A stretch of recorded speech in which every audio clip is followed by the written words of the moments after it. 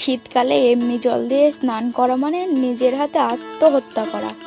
তার থেকে বরং মাকে বলে দিই জল গরম করতে, গরম জল দিয়ে স্নান করব আজ। মা, আমার জন্য গরম জল করো তো। হ্যাঁ আচ্ছা, বসিয়ে দিচ্ছি। 10 ঘন্টা পর। কি হলো মা, তোমার গরম জল করা এখনো হলো না বুঝি? না রে, এখনো গরম হয়নি জল। তুই গরম জল দিয়ে স্নান করবি 1 মাস আগে বলে রাখবি তো। 1 মাস আগে তাহলে উনুনের ওপরে বসে রেখে দিতাম। 4 ঘন্টা পর। কি হলো মা, এবার হলো? হ্যাঁ হয়ে গেছে। যাক বাবা, অবশেষে জল গরম করা হলো।